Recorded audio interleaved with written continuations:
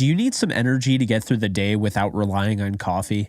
I got just the thing for you. It's called Neuro, and I'm partnering up with them for today's video. Neuro has gum and mints to energize, calm, and focus when you need it. They were developed by former athletes who were training at the highest level and simply didn't want to take any mysterious supplements or energy drinks when studying, training, or even going out. Instead of something sugary and ineffective, they wanted to create clean and balanced energy that could be taken anytime and anywhere. Their energy and focus formula is specially formulated with natural caffeine, theanine, and B vitamins to sustain the mental endurance necessary to maintain your focus. Their calm and clarity formula is expertly developed with GABA, vitamin D3, and L-theanine to optimize composure and clarity of mind. Their health and vitality formula is specially infused with life-enhancing, immune-boosting vitamins to help strengthen and support your body. What makes Neuro different? Neuro's gone through dozens of formulations, process, and tests to ensure that each gum and mint they make delivers on their promise of getting you in the right state at the right time. Unlike other heat-extruded gum and mints, Neuro's products are created using cold compression technology, which maintains each ingredient's bioavailability. Neuro is a clean boost of energy without the jitters of coffee or an energy drink. With so many challenges and demands, it can be really hard to stay focused, and Neuro does a great job of keeping you calm, cool, and collected. Stress, fatigue, lack of focus can all impact decision-making abilities.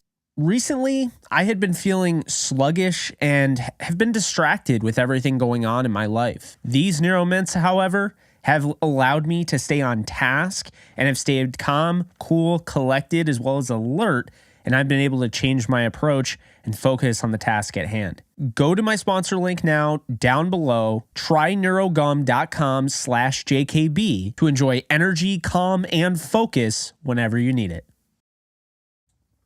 All right, we are back. How's everyone doing? We all doing well? It's what, Saturday? Man. So, look, I've been talking about it for a while. I think on Twitter, I've done all sorts of whatever, that thread where I wrote a DBQ essay. If you're too young to know what a DBQ essay is or too old, I don't know what to tell you. I used to have to write them a document-based question.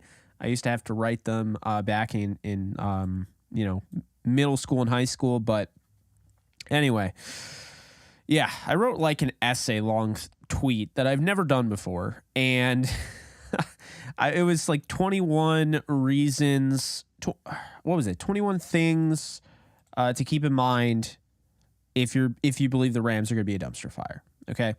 Now, I've gone through a lot of different things, since the schedule came out. And it's no shock to anybody. I really haven't been a fan of, the direction of what the Rams, like where they've been going up until the draft. The draft changed everything for me because that was validation for me to really understand, okay, what are we dealing with? Are we dealing with a team? Are the tanking, is the tanking conversation real? Like, are they actually going to tank? And I was like, there's no way. But I'm like, hear me out. It wasn't that long ago where I said the Rams aren't all in. The Rams aren't, pay to play. The Rams are building a dynasty. I said that on this show at some point. I don't know. I don't remember what. But I said that on this show. I said the Rams are building a dynasty. After they won the Super Bowl, I was like, they'll be doing it again very soon. They're probably going to have 3 Super Bowl wins by 2027 or whatever I said. And I'm not going to lie, guys. I'm not bitter about it, but the Rams made me look like a damn fool because I was so convinced that they had this plan. And in reality, they didn't. They did not have a plan, right? So when they won the Super Bowl, it was literally that. Let's go all in. Let's win as many Super Bowls as we can. And then afterwards, we'll blow it up, remodel it, and start building it the right way, like everyone else. This was I don't want to say ploy, because I don't think it's wrong, and I support it, but it was an idea like, hey, let's get out in front of the LA crowd. Let's win a Super Bowl before the Chargers. You see Justin Herbert over on the other side of things. Let's beat them to win a Lombardi. Let's claim LA as our own because it already is. And then we'll go from there. And the Rams won their Super Bowl. But what happened? They planned on doing it again. They did. It simply didn't happen. You can say a lot of injuries had a lot to do with it, but also their direction. Spending the whole offseason waiting for Von Miller to decide. And I don't want to say whole offseason, but they waited a while during that whole free agency period, waiting for Von Miller to decide where he was going to go. That hurt them. Spending uncharacteristic, massive amounts on players that don't fit their mold, that don't fit what they normally do. Bobby Wagner was their best player last year. I don't care who disagrees with me. Bobby Wagner was the best player on the Los Angeles Rams in 2022. Now, that guy's out the door, okay? But here's the thing. Wagner was going against what they normally do. He went against the grain. They don't typically go after linebackers. They don't pay their own linebackers, and they don't pay other linebackers that much money. So the Rams kind of broke the mold, and in addition to that, they also go out and they pay a bunch of money to Allen Robinson to diversify the receiving room, or so I thought. Another thing where I felt like I looked like a fool because I was so sure. I was like, okay, I can understand. I'm pissed that Robert Woods is out the door, but I get the direction. I get the point. I understand why they went out and got Allen Robinson. He could play above the rim. It's like emulating Kenny Golladay. Obviously, Calvin Johnson, very light, but Kenny Golladay, Marvin Jones. It's like, all right, you have that jump ball threat again. Diversify your receiver room because Cooper Kupp doesn't do that on a consistent basis. Robert Woods didn't. Van Jefferson doesn't. Tutu Atwell can't.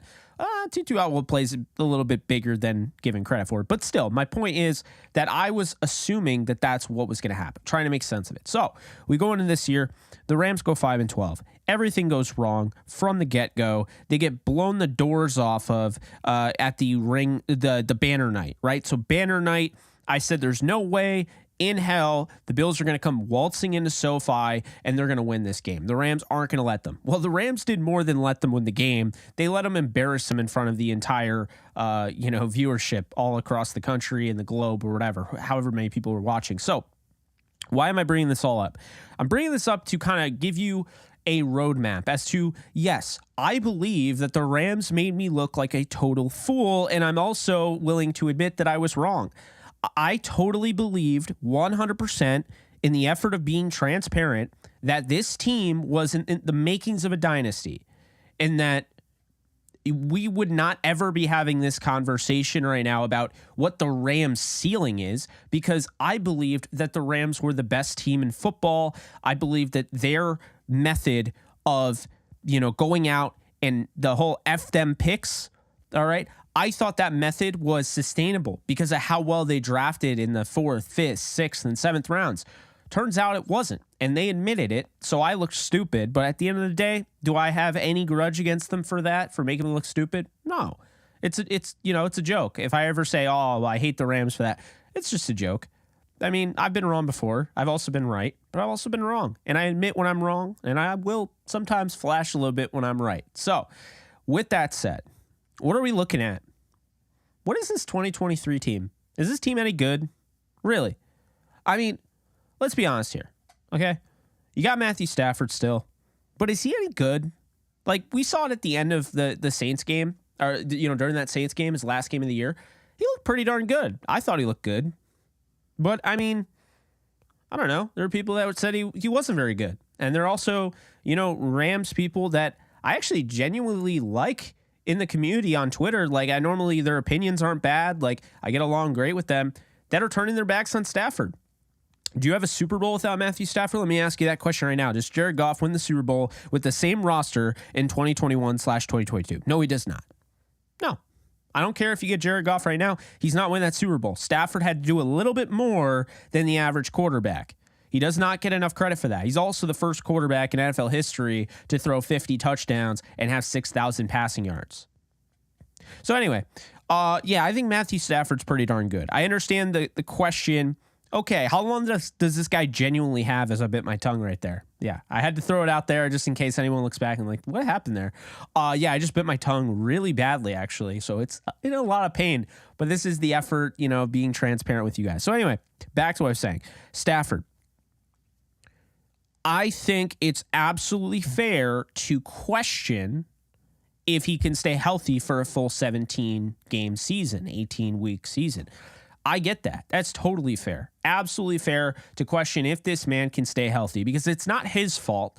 He was in Detroit. He suffered a lot of injuries, played through a lot of injuries in Detroit. And then last year, he was getting thrown around like a rag doll in Endorphin. If you've never used Endorphin before, it's one of those 3D program things where it's a physics engine almost, or you can use physics. And yeah, it's fun. I used to be really good at it. Then I stopped and now I have no idea. But Endorphin, you can create like a character and kind of throw them around like a rag doll. And that's essentially what Stafford was last year with a porous offensive line. Now, I will give the offensive line some leeway here because the offensive line from the word go to start week 1 was in shambles. It immediately suffers an injury with Brian Allen. Noteboom gets hurt in that very game. So right off the bat, you kick it off. It's banner night. You're feeling good. You're getting turnovers on the Bills. We were talking about, this Bills team is like, this is a Super Bowl, preview. I went on record and said it's going to be Rams Bills in the Super Bowl. So again, transparency, admitting that I was wrong. Rams Bills Super Bowl. That's what I said. I went on record saying it. So this preview, which I called, by the way, I was very, very excited. But, you see the defense playing their hearts out, getting 3 turnovers on a Josh Allen-led, high-powered offense that everyone thought was going to be the number 1 offense in the league. And then you see on the offensive side, you're like, all right, Stafford, he throws that touchdown, you're feeling good. It's not the same thing. So what happened last year was a lot of injuries, but nothing felt right. And you know what's funny to me is that I don't even think, even though we were, we were starting to see the Rams playing with a little bit more fire and edge towards the end of the year, I don't think we got Sean McVay's best. Now, understand this. I'm not hating on Sean McVay for that. Sean McVay was my handpicked guy in 2016. Yes, I said 2016 because I wanted him in November when I first found out about him. And I said, look, I want to hire him. Oh, he's 30. He's a preppy boy. He's a frat boy. I don't care. But that's also ridiculous, and he's not. So I was all for hiring him. So just know, before I say what I'm going to say, all for Sean McVay. But to be fair, was that Sean McVay's best job coaching? I don't think so. I think he did his best considering everything he was going through, the loss of his father, all the turnover, all the injuries. Grandfather, excuse me there. Loss of his grandfather. Big reason why he's in the NFL to begin with. He was inspired by his grandfather who helped build that 49ers team. So, look, Sean McVay was going through a lot. Loss, injuries, stress to all hell. An offensive coordinator who wasn't able to emulate anything that Kevin O'Connell did last year. I think Kevin O'Connell, we'll never know for sure, but behind closed doors, and I've been told, bits and pieces, but Kevin O'Connell did way more than people give credit for. And it's very underappreciated what he was able to do in that year, to win the Super Bowl. So when he left, you lost him. Then you lose Ejiro Evero. So you lose 2 really important guys. So I'm going to go through my list in case you guys didn't see it on Twitter. And I think I posted also on YouTube. I don't even know what I'm talking about. Yeah, I posted on YouTube. So let me go through the list real quick if you guys haven't seen it. So first thing, 21 things to keep in mind before you pencil in the Rams as a guaranteed dumpster fire this year. Number 1, Sean McVay is their coach. He's their coach. Sean McVay is a top 5 coach in the NFL. You could be all on him about the way he manages some games, timeouts, the way in the red zone, the play calling, the fact he won't give up the play calling, the fact the team was arguably the worst offense in all of football last year. But I'm not discounting Sean McVay because this guy has won 61% of his games in the regular season, and he took a 4-12 team and turned them into 11-5 overnight. And hear me out when I say this. I know Andrew Whitworth joined the fray. I know Robert Woods joined the fray. Love them both. No disrespect, but I think we give too much credit for what was brought in and not enough for what Sean McVay did. That team was not bad. Don't get me wrong. That team should have been better, and I do think at the end of the day, when you look at Jeff Fisher, I don't think he got enough out of those guys when they went 4-12. Now, keep this in mind. The Rams, up until that point, really weren't even, I don't even think they went 500 once to that point. Besides, I think the last time they went 500, I think they went 8-8 in 2006, if I'm not mistaken. So they went 8-8 in 2006, I think. I could be wrong on that, but I do believe that was the last time they were 500. But anyway, that's not even the point. The point is, Sean McVay comes in and completely changes this organization to the point where now we associate the Rams with winning. We associate the Rams with a Super Bowl. We associate the Rams with being one of the top teams in the NFC almost every year, right? Always a contender. So I'm not willing to go down this road of tank for Caleb, tank for Drake May. This team's going to win 5 games. Again, I'm not willing to go down that road. So let's move on to number 2. Number 2, Matthew Stafford, Cooper Kupp, Aaron Donald, and Jordan Fuller have all had time off and will be fresh this season. Look, we talk about it all the time, the best ability is availability. And you could say it's a negative that these guys missed a lot of time because it is indicative to what's to come this year. I would look at it differently. I would say that these guys missing that much time, I'm going to look at it as, wow, these guys are chomping at the bit. They're ready to go. I think, Cam and I brought it up on our show. Look, Aaron Donald not playing in a while, Cooper Kupp not playing in a while, Stafford not playing in a while. Load management, if you will. I mean, I know they got hurt, but there's some load management. These guys are getting a little bit older, having not even a full year under their belt. That's not even a full year last year. So I think they're going to come out fresh. Jordan Fuller missed almost the entire season. I think he's going to come out with something to prove. And that's why that's number 2, something to keep in mind. Number 3, Cam Akers. All right, we talked about it. I was very, very critical of Cam Akers. And no, I'm not some flip-flopper because at the end of the day, Cam Akers is not the same running back right now as he was when I was doing the breakdowns with him and Darrell Henderson. As a matter of fact, Darrell Henderson was so much better than Cam Akers early in the season that I didn't even think Cam Akers should be on the team anymore. I didn't see the point of keeping him. I was all for trading him. I was like, if you could find something, fine. He's not it. But he proved me wrong, and here's why. Because once Darrell Henderson went out the door, and say what you will about Henderson, I don't think he was the issue. I think Akers had a confidence issue. I also think a lot of the injury and the torn Achilles was mental. Okay, so it really affected him mentally. And also another thing I'll say is the Rams made adjustments, and this is where they deserve some credit. So Cam Akers didn't just go into the season as the starter. As a matter of fact, Darrell Henderson started the first game against the Bills. Now, this became one of the things that people were going to talk about all year. Like, okay, who's the better running back? And it became a debate. I don't really know why it became a debate, but it did. The problem is the offensive line was mangled every game. There's about a new offensive line starting just about every game. And so it became really hard to get in any sort of rhythm because you have different guys out there. Guys that succeed more in pass pro are out there. And now, the guys that are better against, in run blocking or whatever, they're not. So you had maybe too many guys that were good at one thing and too many guys that were bad at another. It was all flip-flopped. So they had to kind of, for lack of a better term, just figure it out, I guess.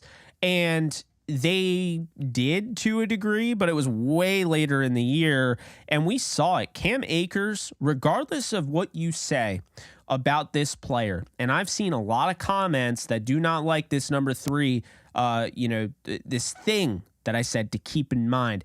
Cam Akers found his groove at the end of last year. The switch over to Thomas Brown, back to the running back coach spot, really helped him. You could argue that'll hurt him now that Thomas Brown is not with the Rams anymore. It also helped getting Darrell Henderson out of the backfield and making Cam Akers the bell cow. Once he became the bell cow, he wasn't in a rotation. He was able to do his thing, and they really rallied around him towards the end of the year. If he carries that into this year, he's a top 5 running back in the NFL, no question, exclamation point, end of story. Okay, I understand that's hard for some people to believe, but if you didn't see Cam Akers the last 5 games of the year, then yeah, it's going to be hard to believe. It's required viewing. Okay, Cam Akers at the end of last season. Cam Akers was the best running back in football. I don't think anyone could tell me otherwise. Now, could you make the argument he went up against easier defenses? Sure, it's also the NFL. But you can't have it both ways. You can't say the offensive line is quote unquote trash and then also say, well, the defenses weren't good. You can't have it both ways. You got to give Akers credit. This is coming from somebody that was probably his biggest critic until he figured it out. And so I think it was a mental thing. We've seen Akers explode before. He looked like the best runner in the playoffs in 2020 to 2021, right? The way he finished that season. But now all of a sudden the pattern comes into play. Is this guy a down the stretch guy? Is this guy not going to come out? Is he going to come out every beginning of every year not that great? And that's the only question I have, because when you have those tendencies, like everyone knows, Kyler Murray during the Call of Duty release frame, he just doesn't play as well. I had to throw that out there. But no, in all honesty, though, Cam Akers looked like the best running back the last 5 games of the year. If you extrapolate that over an entire 17-game season, what he was averaging, he's among the top running backs in the National Football League, and he's a superstar. So we'll see what he does, but don't count him out. And it's another reason why I don't think the Lakers. I'm looking at my Lakers jersey. It's another reason why I don't think the Rams are going to be a guaranteed dumpster fire this year. Number 4. Offensive line was addressed in the draft. All right. They went with a high floor interior offensive lineman in Steve Avila. They have 2 centers they feel pretty good about in Brian Allen and Coleman Shelton. They have Havenstein holding down the right tackle spot, who's been a model of consistency and stayed healthy all of last year. They have last year's 3rd rounder in Logan Bruss, who we don't know what he's going to be, but he has a pretty decently high ceiling that I think people are kind of forgetting about, that you shouldn't forget about. We'll see what ends up happening with him. Noteboom and Alaric Jackson are going to battle for the tackle spot. And then you have offensive line issues, last year with the injuries. Now they're all healthy. We'll see what ends up happening. The losses, well, they lost Chandler Brewer. They did lose Ty Nsekhe, although I think he's still a free agent. But Chandler Brewer, they lost to the Jaguars. David Edwards, they lost to the Bills. So those are losses. Those are decently significant. But these are guys that they kind of, Chandler Brewer definitely played down the stretch, but David Edwards, they played without the majority of last year. So that's something to keep in mind. And then number 5, Tyler Higbee is coming off his 2nd best year of his career. Okay, if he has to be the number 2 target, if Van Jefferson doesn't take that next step, Tyler Higbee's already shown you he can be that number 2 target. So I feel good about Tyler Higbee. Van Jefferson, speaking of him at number 6, he missed half of last year. Okay, he played the second half of 2021 with an injury. So keep that in mind. Down to the Super Bowl, he was injured. He still went over 800 yards in that second season. This is a big contract year for Van Jefferson, and he's coming over for the first time in his NFL career. He's taking over as a legitimate starting wide receiver. He's not, a number 3, he's number 2. I'm expecting a big jump. You've probably already heard this, but I'm going to say it. Van Jefferson's first 3 seasons are actually better or comparable, actually better, I would say, than Jordy Nelson's were his first 3 seasons, Golden Tate, Zay Jones, and Curtis Samuel. Now, year 4 for a receiver is kind of make or break. Not always, but for the most part it is. I think you look at the 4th season, And it's really fascinating how the fourth season really, like if you look T. Higgins, for instance, his third season, Deshaun Jackson, 58 receptions, 961 yards, 4 touchdowns. Okay. That was his fourth season. Guy got paid. Jordy Nelson, before his fourth season, had 100 receptions, 1,268 yards, and 6 touchdowns, averaging 12.7 yards per reception. In case you didn't know, those are his first 3 seasons. His fourth season, he has 68 receptions for 1,263 yards and 15 touchdowns. Jordy Nelson was on the back burner until season 4 when he took over, had a bigger role. Randall Cobb, his fourth season, 91 receptions, almost 1,300 yards, 12 touchdowns. Golden Tate, he got paid after this by the Detroit Lions. 64 receptions, 898 yards, 5 touchdowns. I think Van does better than that. Torrey Smith, 49 receptions, 767 yards, 11 touchdowns. Robert Woods would end up getting $8 million over 5 years or 4 years with the Rams, right? Robert Woods signs a deal with the Rams. He gets paid a decent amount. 51 receptions, 613 yards, and 1 touchdown in his fourth year. Not a really great season, right? Jarvis Landry, 112 receptions and 987 yards and 9 touchdowns. So, look, I think Van, his fourth year is so imperative because what we could find out is that first year with Jared Goff wasn't really in the cards, a rookie. They were going to slow play it. That second year with Matthew Stafford, he goes for 800 yards, injured half the year, the second half of the year. The whole second half of the year, he's hurt. The third year, he's hurt the whole beginning of the year, right? The whole first half of the year, he's hurt. So now we get to year 4. And is he Jordy Nelson? I'm not going to say he's Jordy Nelson. But he's got about 15 yards per reception. That's what he's averaging. And I'm not going to lie to you. What I see with Van is that he's very similar to a Zay Jones. I don't look at him necessarily as Golden Tate. I mean, he's taller. I think Tate's a different type of receiver. But I honestly can kind of see the Jordy Nelson comparison. Nelson's 6'3". I could see it. Now, is he going to have 14 touchdowns? I don't know about that. Or 15 touchdowns? I don't know about that. But if Van goes over 1,000 yards, don't be surprised. Now, the question is, how does Van win football games this year? Not whether he comes back, not whether he's in the Rams' long-term plans. How does Van Jefferson help him win football games this year?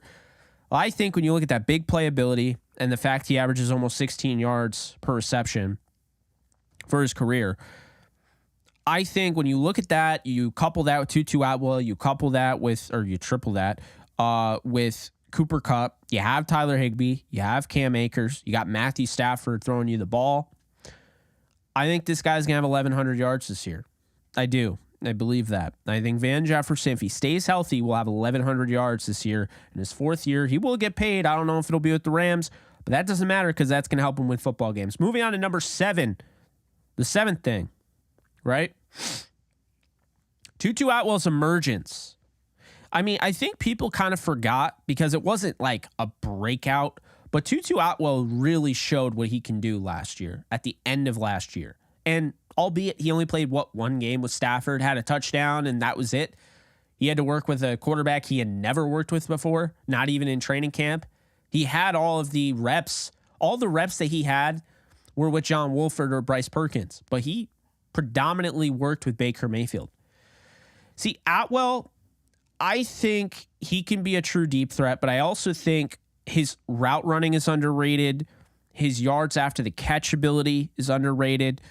I'm a big fan of Atwell in 2023 and beyond. I mean, I wouldn't be surprised if he's the one still remaining on this roster with Kupp when it's all said and done. So I think Atwell is going to make it really hard for defenses to play this offense. I mean, Stafford can make any throw on the field. We know that.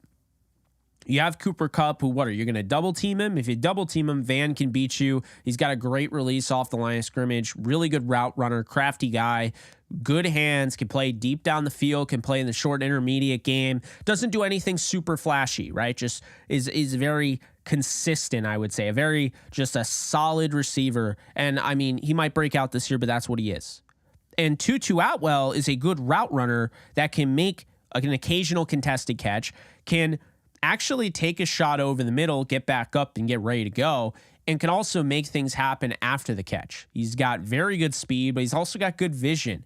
And he is surprisingly talented in playing above his frame.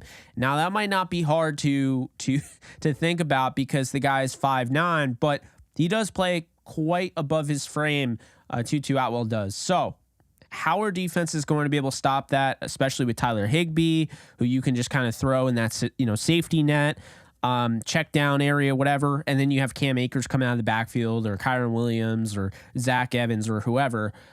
There's a lot to work with here, and I think we've gotten so accustomed to the Robert Woods, the Brandon Cooks, the Sammy Watkins, the Allen Robinson, that I don't think people are ready to just give Van Jefferson a shot. I've seen Puka Nacua, and I got to tell you, I think Puka Nacua could be really good, but I think you got to temper your expectations a little bit, because I think he's more like Skoranek than he is Van Jefferson. And no, I do not think he's better than Van Jefferson right out of the league. He has an issue with injuries. He has an issue, he's not as fast. That's another thing. He ran a 4.5. He has he's not going to get off the line of scrimmage as quickly as Van. So to compare the two isn't fair to either, but I would just say temper the expectations. Could Puka take over that 4th or 5th spot? Absolutely, but I'm not going to say he does. I'm not going to rule it out, but I'm not going to say he does. So anyway, we move on to the 8th thing to keep in mind before you pencil the Rams in as a guaranteed dumpster fire this year. The Rams played a ton of games the first half of the season with 3 of their top 4 cornerbacks missing games. Jordan Fuller missed 14 games last year. Aaron Donald missed 6 games. So it's not like this team didn't deal with adversity on the defensive side of the ball like they'll be doing it this year. That's the thing that is important to remember. Raheem Morris, same defensive coordinator. He didn't leave. There's pretty much, it's going to maintain the same, right? I see a lot of who's going to start next to Ernest Jones. No one.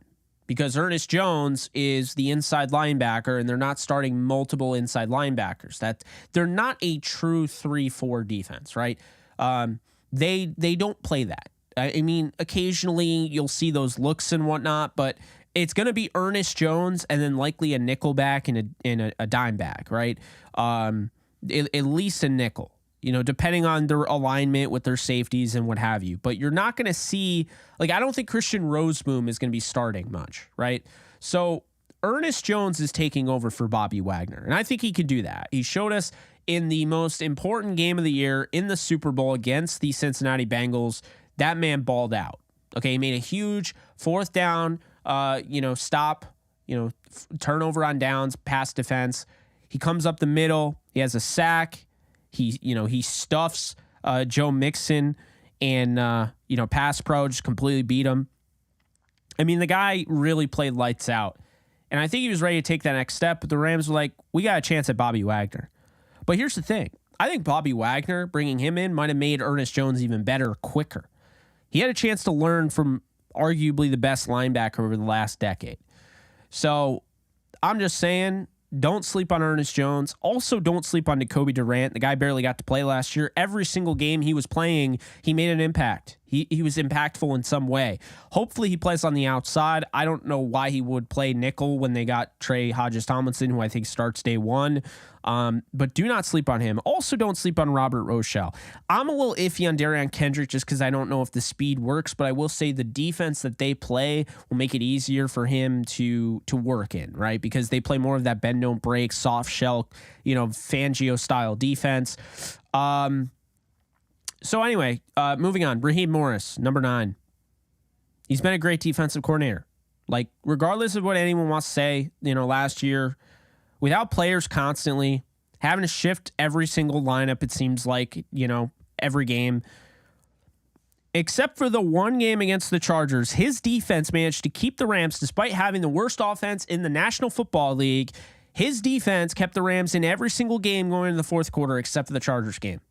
So 16 out of 17 games, the Rams were within one score of tying the game because of that defense going into the fourth quarter. 16 out of 17 games. So no, I'm not trashing Raheem Morris. I'm not bailing on him. I believe in Raheem Morris. So that's another thing. Number 10. Their schedule isn't that hard. Now, I understand I don't like their schedule. I've made it very clear I don't like their schedule. I don't like the way it shapes out for them at the beginning. I think it's tough, right? But it's not a great finale. It's not a great start. Most of their games are winnable. You know, at the end of the day, games come down to maybe a few plays. And then games come down to decision-making in close games. And McVay wins plenty of those games. He has a 61 win percentage all time in the NFL.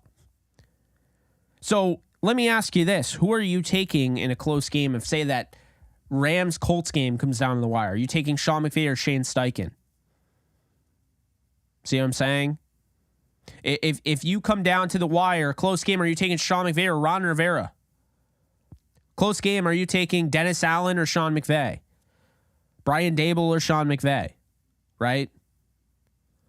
I mean, Jonathan Gannon or Sean McVay. So that's where on paper, like the whole they're not good on paper, Sean McVay can elevate this team even if it's not that great, which I got to tell you right now. Let me tell you a little secret. We do not know how good the Rams are or how bad. If you say the Rams are bad because they're unproven, then you, congratulations, are a moron. Why would you admit to me that you're ignorant? If you say the Rams are bad because they have rookies, you are a moron. Having a rookie starting doesn't make you bad. And even worse, after what we just saw in the Super Bowl, the Chiefs started 2 rookie corners. We're talking 2 corners at the most high intensity, high anxiety position to start as a rookie. And the Chiefs, the Super Bowl champions, and honestly looking like the next dynasty, started 2 rookies at the most high intensity position going up against a wide receiver group of A.J. Brown and Devontae Smith. And you want to say the Rams are bad because they have rookies. The Rams are bad because they're inexperienced. The Rams are bad because they're unproven. That is the dumbest shit that you could possibly say. So please, do not say that on the internet. Don't let people know you're stupid. Just keep that to yourself because that's just dumb. And no, I'm not talking to anybody in the chat or anybody watching because you guys aren't stupid, right? But here's the thing. Unproven doesn't mean bad. To be bad, you have to be proven that you are bad.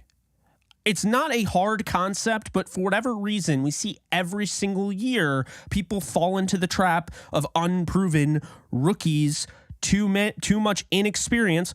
What's inexperience? What's inexperience at the end of the day? Think about the Lakers, right? So, fun fact, there's this guy, Pat Riley. He was an announcer, announcing assistant with Chick Hearn. And he was an inexperienced guy, right? Didn't have a lot of coaching experience. Well, he became the Lakers head coach. I don't have to tell you what he did. The idea of this inexperienced stuff is just dumb. That doesn't make you bad. That makes you questionable. I question how good you can be when you have no experience.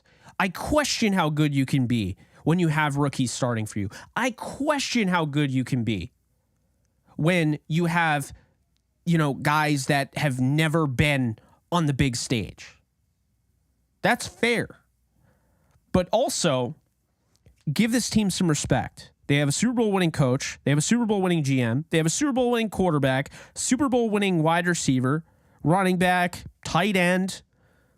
Most of the offensive line, Super Bowl winning best player in the league at the defensive line position, Aaron Donald.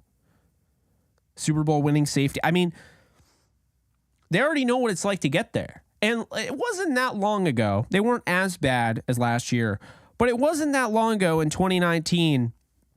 This team fell off a cliff based on what they did the year prior. So Sean McVay, 11-5, right? Then they go 13-3. They go to the Super Bowl. They lose to the Patriots, right?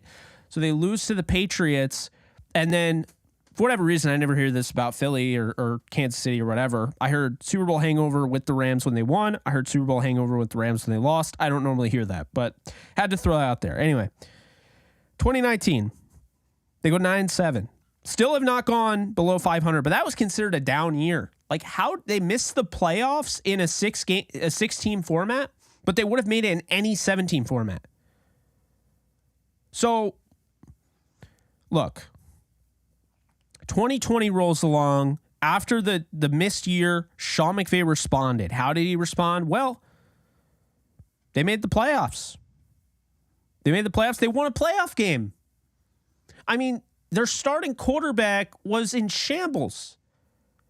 Mentally, Jared Goff had no idea if the team even bought into him anymore. Your franchise quarterback wasn't sure if he was the guy anymore. And then he breaks his pinky. Dislocates his pinky or thumb or whatever, right? 9-fingered Goff going into Seattle and winning.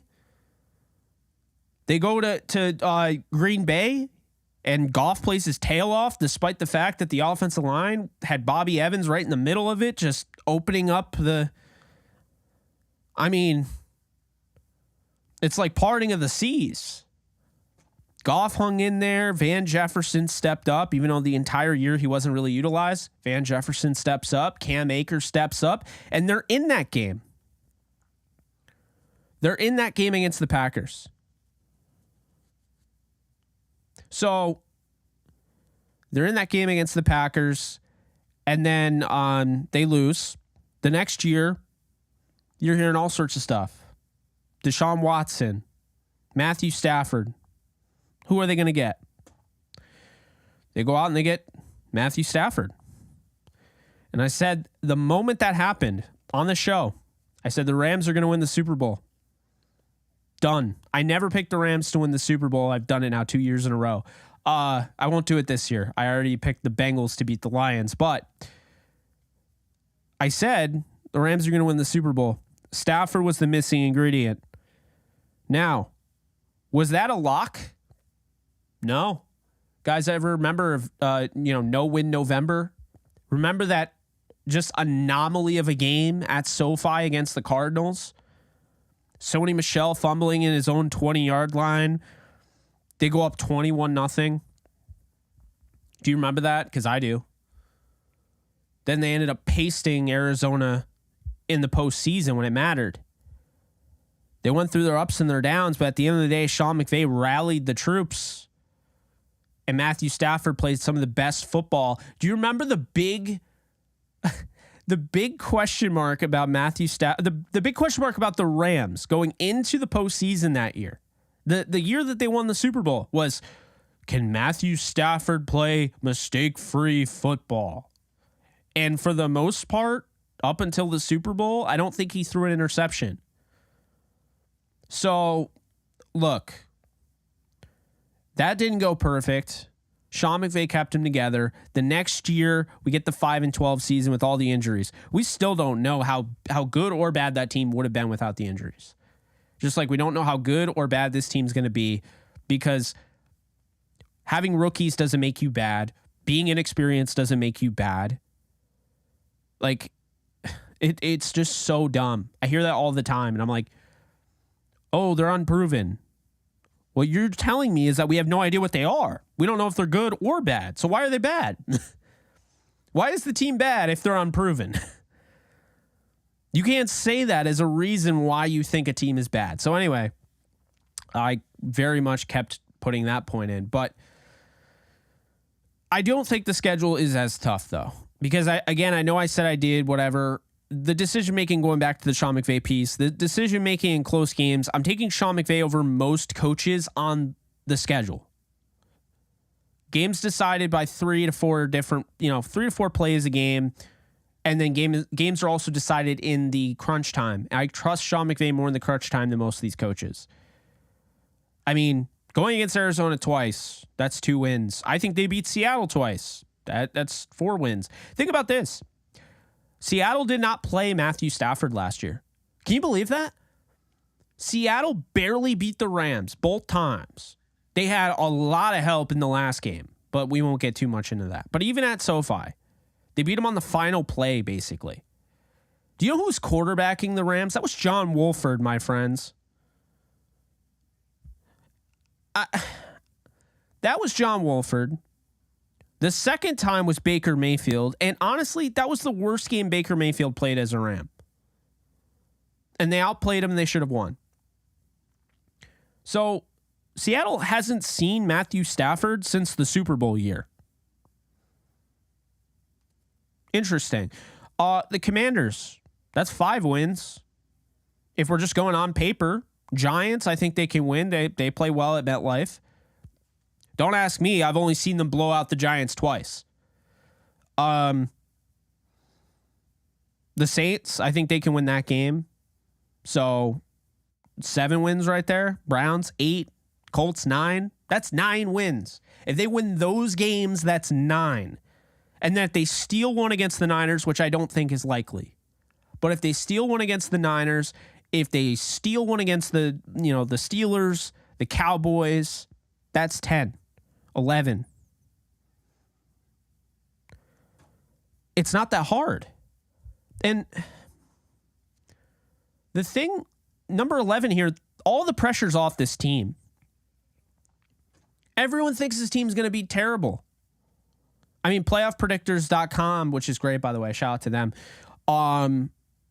They have, so the community, based on everybody using that website and making their own predictions and picking all the games, the community has the Rams at 7-10. So why is it constantly the Rams being linked to insert Caleb Williams or whatever quarterback here? 7-10 isn't good enough to get a guy like that. You'd have to trade up and you have to throw a king's ransom at them. But anyway, they have no pressure. I mean, the mainstream, they have 2 primetime games. 2. They have 1 in the first 3 games of the year against the Bengals. They'll get rocked. I think the Bengals win by multiple touchdowns. It's going to be one of those games where the Bengals want it more because, well, they're not over the Super Bowl loss. They're going to take it out on them. It's in Cincinnati. It's set up to be a Bengals beatdown. And then they don't have another primetime game until the Saints Thursday Night Football later on in the year. There's not a ton of schedule changes. They're playing pretty much the same schedule. The body clock is staying the same. They don't have any out of the country games, which is good. They're going to be in the shadows. I mean, the Seattle Seahawks were in the shadows last year. It's a good thing to be in the shadows in the NFL. Because when people least expect it, you become pretty darn dangerous. And last year was a mess. We heard it all. Sean McVay, that talk was circulating all year. The injury rate was abnormal. Again, getting blown out by the Bills, the whole run it back thing. But what I never hear is, while they still have core pieces of that group, I never hear how different this team is. I mean, this isn't the same Rams team. This is a new team. We don't know. And, I think that brings me to my point at 14. The scheme they run on the defensive side is going to minimize the damage. Because the big issue is that people are acting like this defense is just going to play bump and run all game. It's man to man. That's not it. And actually, over on the Downtown Rams channel, when you're done watching this, you should check out Dean. So Dean has done an absolute fantastic job from a coaching lens. Dean Davidson over on Downtown Rams. He actually broke down exactly why he believes and what the Rams are basically telling us why they didn't go out and replace Jalen Ramsey. because he basically says they don't need to based on the defensive alignment they're playing in. They're not playing straight man defense. That's why, Kendrick, Rochelle, they got a shot to play. It's they're going to play soft shell zone. It's going to be bend, don't break. You can say what you will, but you're playing with NFL players in this league. Like, bend, don't break will still work. And it worked a lot last year, despite the fact that the offense was horrible. If the offense is even average this year, they're going to win more games. So I think also number 15 here, Sean McVay, he admitted he started developing a renewed enjoyment for the game towards the end of last year. In that Jordan Rodriguez tell-all piece, like, Sean McVay clearly felt like not the same guy. Like, something was up, and he might actually end up leaving to go into TV. And that, I'm not going to say that's what he was going to do, but that was kind of the feeling. But he's not that same guy. You see him, he looks way more fired up. He looks ready to go. He looks comfortable. He doesn't really look stressed. Now, is the season going on? No. So obviously that can change, but I don't know. I think there's a look in his eye like he's going to be back. He's going to be ready for blood. He's not going to lay down this year, okay? And you got to keep in mind, a season like last year allowed guys like Ben Skoranek, Van Jefferson, Tutu Atwell, Michael Hoyt, Jacoby Durant, and others to become leaders and step up on another level.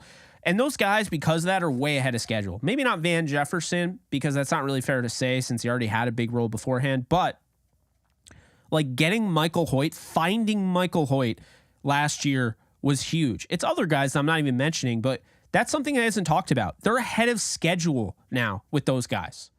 They found those guys last year in a bad year. Michael Hoyt never would have gotten on the field last year as an edge defender. They never would have even tried that out if things were going well. So, silver lining, I would say so.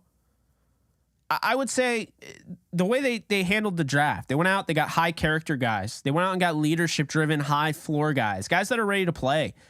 I feel like the culture's back and it like it never left, and having guys like Avila, Byron Young, Kobe Turner, Trey Hodges Tomlinson, Bennett, I think it's going to go a long way. Having those guys in the building, this is part of the new era of Rams football. And that's why I felt so different after the draft. Really felt different after the draft. I've said that before.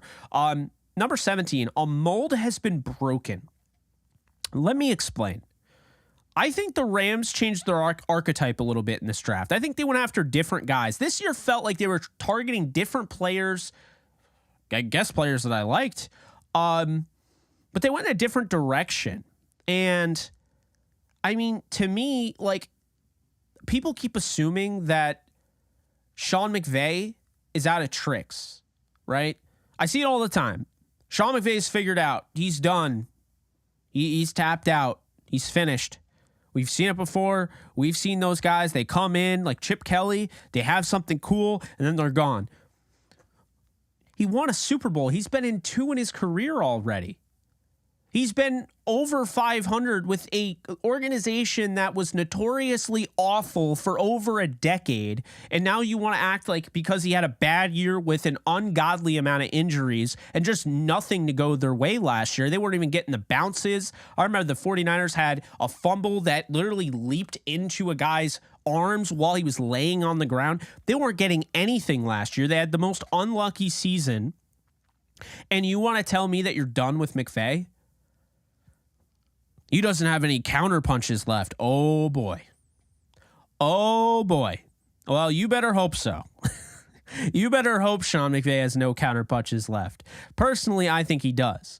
Personally, I'm willing to look at the fact that he's had multiple top five offenses and realize, yeah, last year wasn't great. I think he can get to it. And honestly, the offense, the year they won the Super Bowl, wasn't as great as I think it could have been. So I think he's learning. He's still a young coach. He's still the youngest coach in the league at 37. I don't think people realize he's got plenty left in the tank, okay? Like, I don't know why we're talking about this guy like he's figured out. He's 70 years old. He should retire. He's 37, guys. Let's calm down there. And by guys, obviously not you guys, because you guys are well aware of that.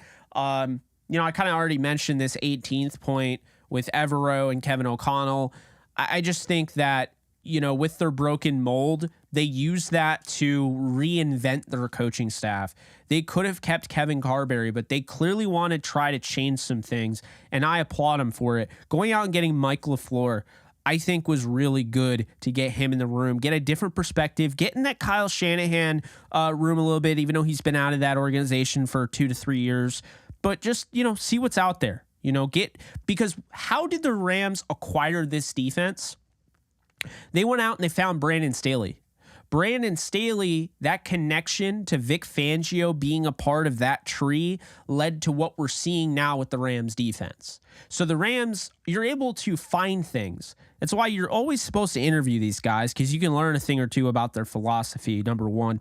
Number two, adding new faces, not having just a favoritism, just hiring people that you're friends with, goes a long way. Now, hiring people that you're friends with also isn't bad, but when you're able to add guys like LaFleur, who you can say, yeah, he's connected to the LaFleur tree, and, Sean had Matt, so yeah, it's a friend thing. And maybe it is to a degree, but Matt is going to offer more insight into other offensive, just, a different mindset, if you will. And I think that's exactly what you have to do and be ready to do and be willing to do when you have the worst offense in the league. And so I like that they did that. I like that they went out and got Ryan Wendell for their offensive line coach. He comes over from the Bills. He was coaching with, I'm totally forgetting his name, Aaron Cromer. There we go. So he has a familiarity with that. So that's great. And then you have Nick Caley over from New England. So, he's worked with some tight ends there. He really wanted Davis Allen. So I'm excited to see what happens with Davis Allen there. And then bringing back an oldie but a goodie in Aubrey Pleasant, because I think Aubrey Pleasant is going to be exactly what they need. I think he's going to revitalize his coaching career with the Rams. I'm not ruling out he becomes a head coach at some point down the road. I know some people have already done that. I have not. And 19. I'm not saying they win the Super Bowl, for your information. I'm saying the talk that they are going to be absolutely horrendous is ridiculous to me. Everyone is penciling the Eagles in for a Super Bowl return. They didn't do that when the Rams lost in the Super Bowl to the Patriots. The narrative was always Super Bowl hangover. It's just a reminder, things happen, right? Things just happen. It's a really unpredictable league. For everything that you can predict, there's a lot of things that you can't predict. And we see it every year. A team comes out of nowhere. Oh, we didn't see that happening. Yeah, you did. You easily could have seen it if you looked a little bit. Number 20, teams that look great on the Rams schedule now are due for some regression. And we see it every year. Injuries happen, new schemes, coaches, and even players don't work out the way, they looked like they would on paper. And of course, Rams teams like 2017, they take the world by storm. I mean, I think, is that this team? I don't think so. But I also don't know. There's no yes or no. We don't know what this team is, which is somewhat exciting. What I do know about this team is that it's not going to be worse than last year. Okay, you're getting a healthy Matthew Stafford at quarterback. You have the best wide receiver in Cooper Kupp, the most dominant player, Aaron Donald, and talented role players and an excellent coaching staff. There's some life that has been breathed into this team, and there's a different feel in the air. Now, 21. Again, to repeat, I didn't love the offseason, no secret. However, after an A-plus draft, yes, I said A-plus draft, I thought they absolutely killed it, maraudered it, murked it, nuked it. I don't care what anyone says. I don't care how you describe it. Just know that the Rams destroyed this draft in a good way. I mean, they absolutely killed it. They didn't have a first-round pick. They come away with 14 picks. They come away with guys that can play right away. They came away with a combination of guys that can play right away, guys that won't play right away but are exciting for the future. Just everything there. Whether you want Caleb Williams, Drake May, or insert quarterback that no one is talking about right now, that will emerge and no doubt be in the top quarterback conversation, a la Joe Burrow, like we always talk about. The Rams are going to be better than you think. And unless you believe, this team is going to win the Super Bowl, because that's a tad premature, bet against McVay at your own peril. That was my, essay on Twitter. And obviously, I didn't just read off it entirely. I gave, reasoning. I thought that was kind of a smart thing to do. I wanted to go live. I wanted to talk to you guys, all of that. So look, specialists, I see I'll miss Matt Gay. Yeah, specialists, that could be a little bit of a, a bummer, a screw loose, if you will. But we'll see what ends up happening. Am I counting this team out? No. What's their ceiling? I think their ceiling, I think it's very fair to say that their ceiling could be 11-6. I think they could win 11. They could win 11 games on this schedule. I mean, like, you could say what you will. Okay, this team isn't great looking on paper, but until we actually see this team is not trash. This team is not bad. It is not terrible. It's a lot of unproven. Unproven both ways is considered moronic. If you say unproven, but you say this team is going to be great, if you say this team's going to be great because they have unproven talent, as in they have the potential to be great, you're a moron. But if you're also using it the other way and saying this team is going to be bad because they have they're unproven, they have unproven talent, that's basically saying I don't know what this team is, but I think they're going to be bad. So you can't have it both ways, right? You can't. And so I think it's really that simple. So yeah, I wanted to go live and talk a little bit about it. I honestly, it was kind of an excuse just to go live because I like doing that. I like seeing you guys, and I want to go live more and more and more. And I mean, this is predominantly a Rams channel, so I figured we'd stick with that. I might have more guests on soon, because I thought the other day when we had Sos on, I thought that went really well. It's been a lot of fun. I love doing these shows and everything. So yeah, guys, curious, what you think. Curious if you enjoyed this. Be sure to hit the thumbs up. I was considering playing some games tonight, but I'll be honest with you, I think I don't know if I'm coming down with something, but I got a little bit of a headache. I just had to kind of push through it because I had already committed to going live. But really enjoyed having Sosa on. If you guys think I should have anybody else on, any guests or anything like that, feel free to DM me, any ideas. I want to ask you guys before I leave, is there any point to creating maybe a newsletter, like a mailbag newsletter type deal? Is there any point to that? Like having it on my Twitter? I don't know. I don't know. Is there any point to doing that? And then making it free and like having maybe some ads, just having like putting my, neuro stuff and, aura. So it's free to view and everything, but like I have my ads there. So it's, it's paying the bills, if you will, because obviously that stuff helps me, and I would obviously, but I want to get your thoughts on that.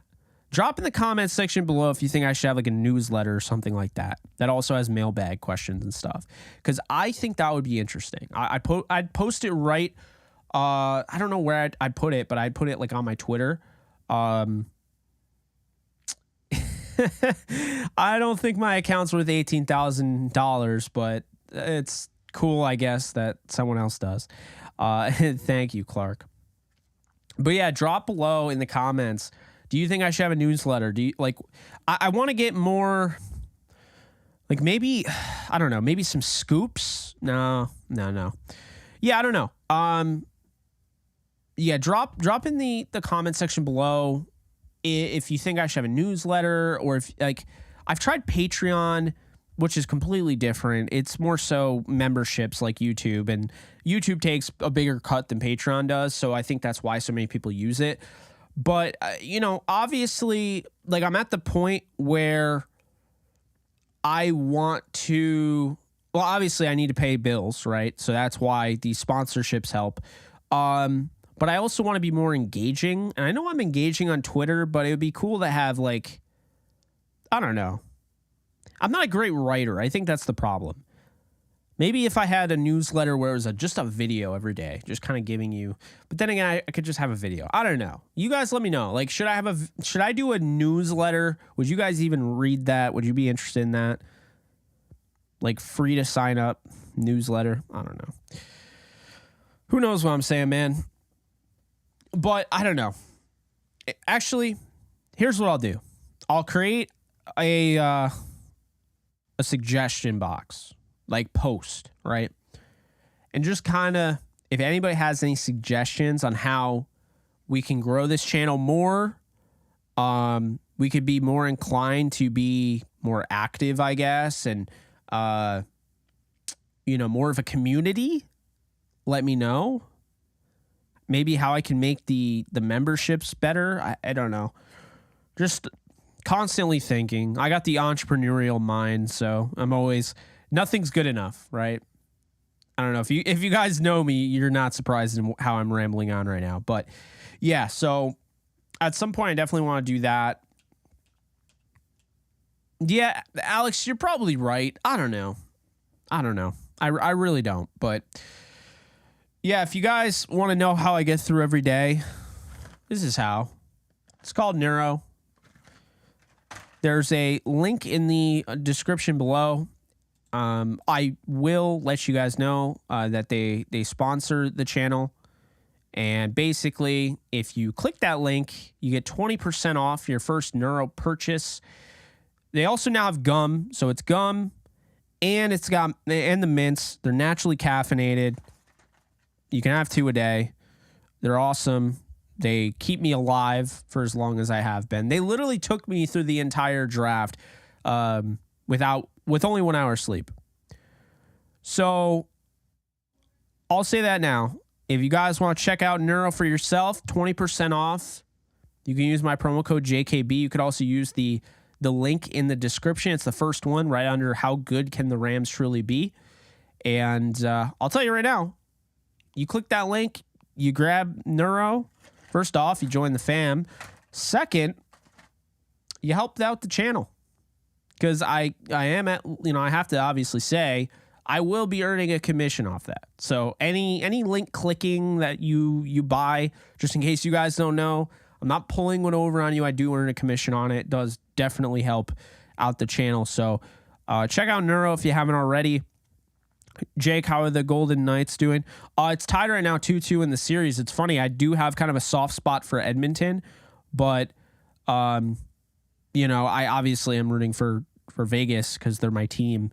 Was really bummed that the Devils lost. Really bummed, but it is what it is. I kind of, when they went down 3-1, I knew it was over.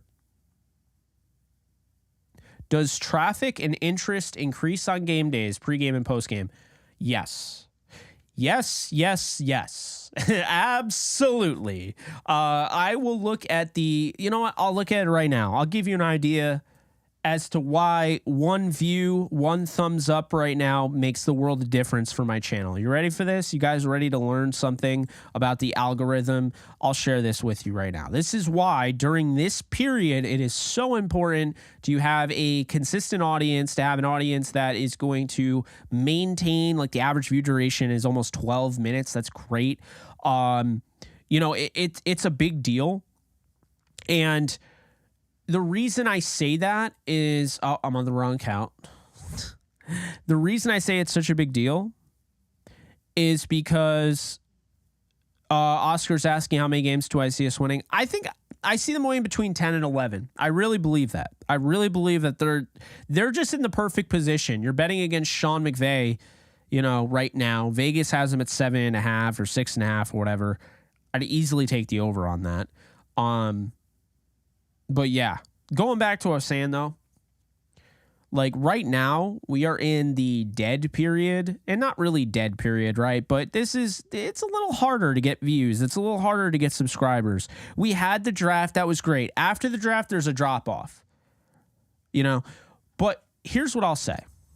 You want to ask about September? You want to ask about how things, so what was it? Does traffic and interest increase on game days, pregame and postgame? So last year, 2022, ready for this? So we had, let's see, we got, I'm trying to look at the full. Does it not want to give me the views?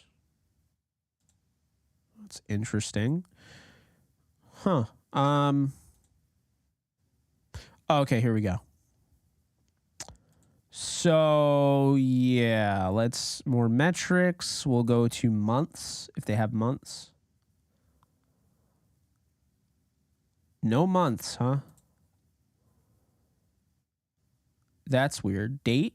Maybe it's date. All right. This is like, I have to like take a course on how to learn this. This is so much right now. Okay. So 2022. Let's put it this way. September. I got here September 22nd.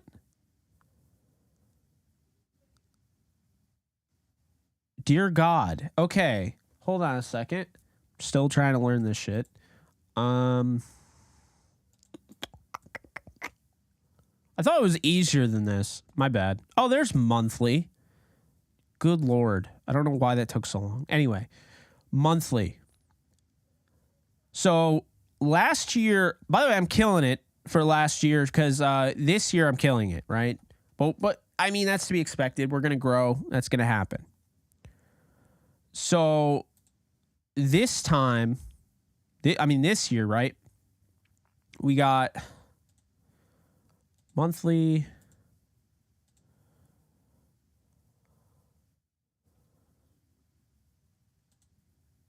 And then we got the views by date. Okay. So this year we had January 2023 that got 197,000 views. Last year in January we had 112,000, so up. February 2022, this is the Rams won the Super Bowl this month. 237,000 views. February this year, 183,581. So obviously the Super Bowl year for last year February was better, but honestly February should have been more. I didn't put out as much content. March of 2023 I had 293,000 views, and March last year I had 155,000. So we went way higher this year. And then April, I had 306,000. April last year, let's see, I had 72,000. So now we're in the month of May, and May I had 72,000 as well last year. May this year, I have 128,000, and it is May 14th. So we're growing like crazy, but this is the exciting potential, right? So when you talk about the channel, you talk about, especially with football, it being so football centric. How's it going to look? Well, it went up by 8,000 last year going into June. And then in July, it went up to 124,000. August hit 570, and September hit a whopping 1.2 million views and went down to 940,000. Then November was 489, and then December was 299.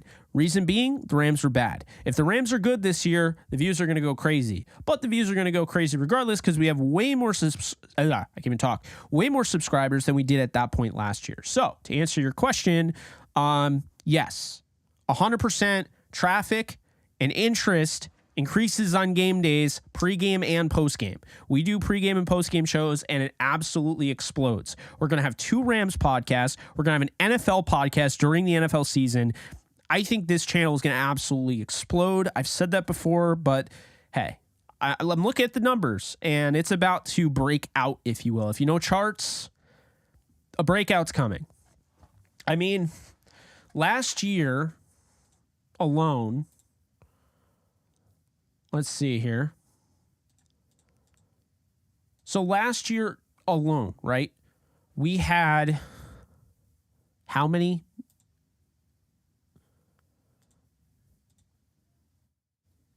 We had 4.4 million views. 2023, we have 1.1 million.